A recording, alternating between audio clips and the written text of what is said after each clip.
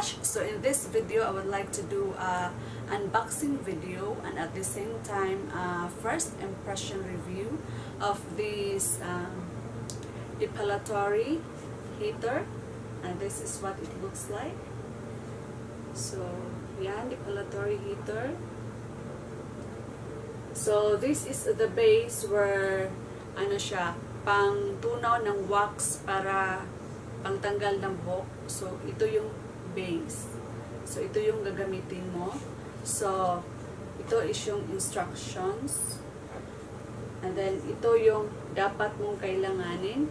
So I already have this base, and then yung wax, and then yung wax cleanser, and then depilatory paper. I don't have this right now, but it's okay. So that's it. So mga besh, yung depilatory heater is nabili ko sa City Mall Danao, sa store na Julian Cosmetics. So ayan, I think Taiwanese store siguro ito kasi para mga Taiwanese yung nandun. So yung depilatory heater is 950 pesos, and then that time is 20% off sila kasi kabubukas lang ng City Mall, and then yung Julian Cosmetics is 20% off lahat ng items. So yung heater is 950 pesos, and then 20% off. So ang nababayaran ko is 760 pesos. Yung wax is tag 220 pesos, and then less 20% is 176 pesos.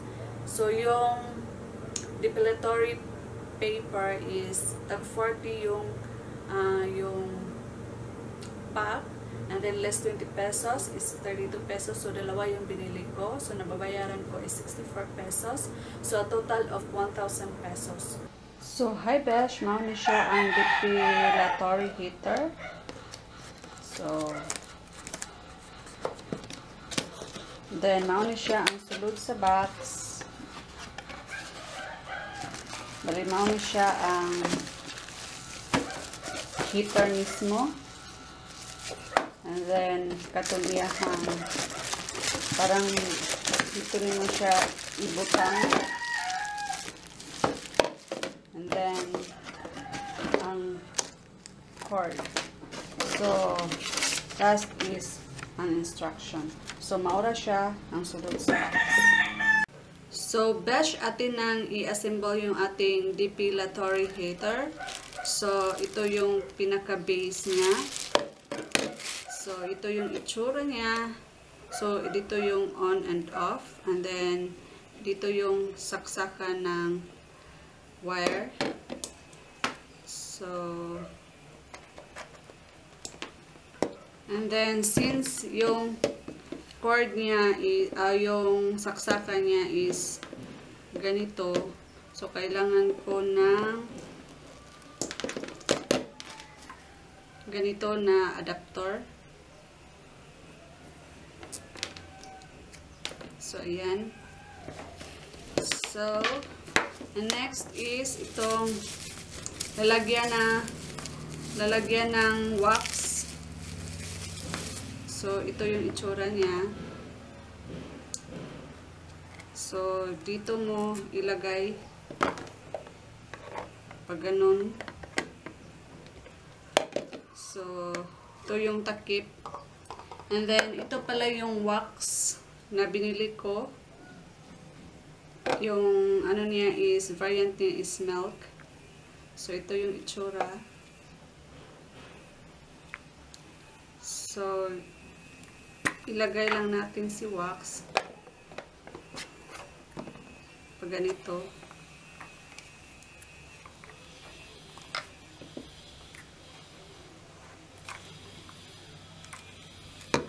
Tapos saksak natin.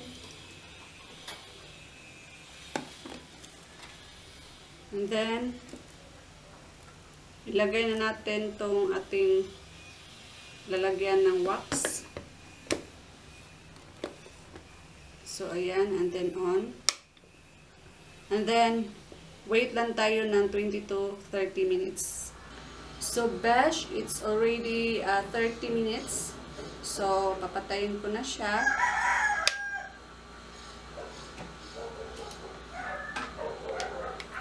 So, yan, ready na siyang kunin.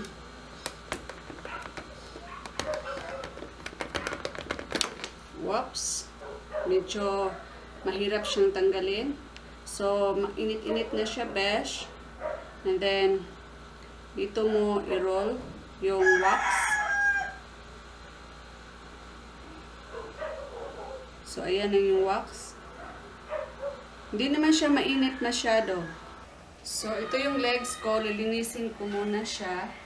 Kasi naglo-lotion ako kanina. So, ayan, besh. Kung makikita nyo, mabalahibo talaga ako. Balbon na balbon. So, ito na yung wax. Hindi naman siya mainit.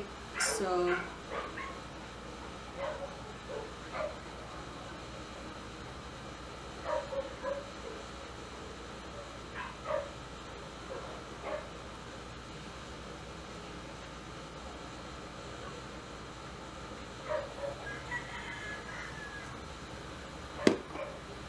then, bumili pala ako nitong parang papel na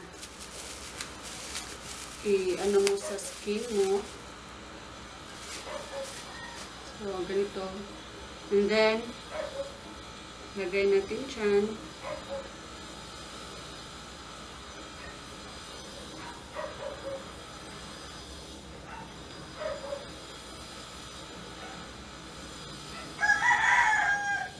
So, ayan. Madikit na siya. So, sabi dito sa instruction is, pag tinanggal mo na yung itong white is, kung saan yun ang stroke ng balahibo mo, pabaliktad. So, hihilayin ko siya pababa. Pataas. Wow! Ew! Ang dami, besh! Tingnan nyo. And,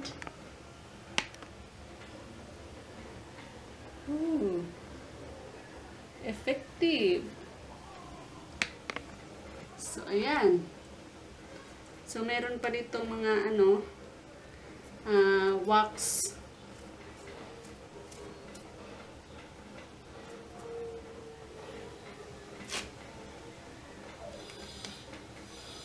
Effective siya, besh. Hindi naman siya masakit. Okay lang talaga.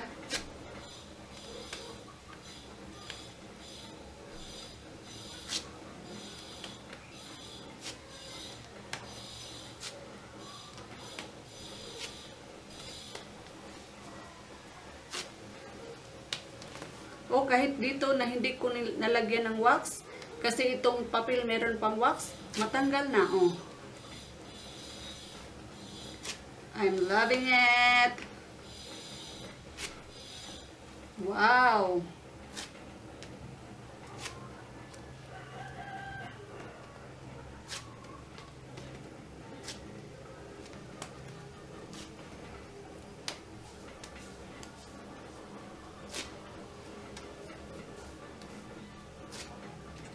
Isang beses lang akong nag-spread, diba? Ito na, oh.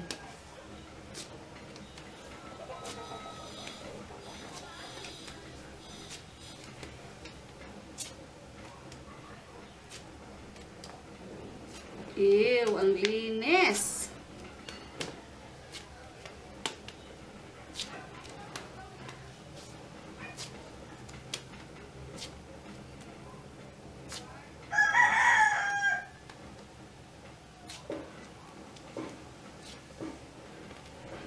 Ew, ito yung nakuha kong mga balahibo, besh.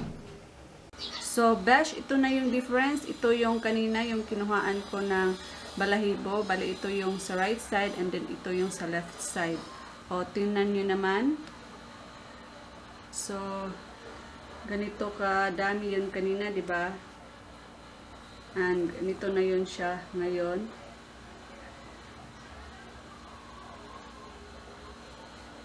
So, ayun mga besh, di ba? For 1,000 pesos, tapos ganun-ganun lang kadali.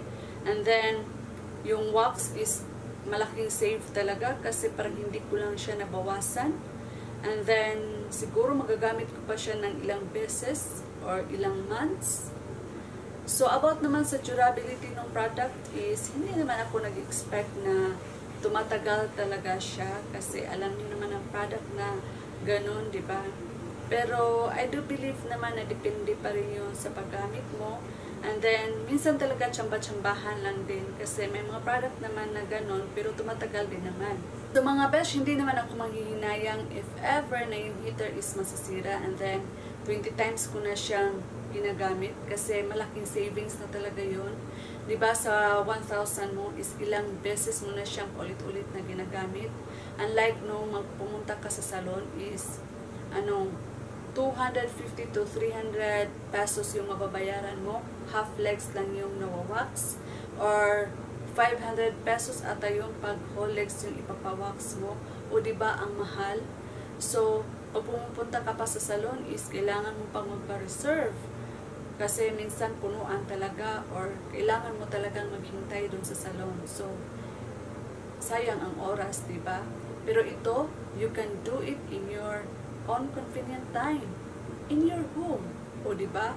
So, I really recommend this product mga besh. Hindi ka talaga manghihinayang dito. It's very practical. So, that's all mga besh. And I hope na marami rin akong natutulungan na kagaya ko na mabalbon. So, till next time and I will see you on my next video. Bye-bye! Oops! Kung bago ka dito sa aking channel, please do subscribe and then press the like button like this. And I will see you on my next video.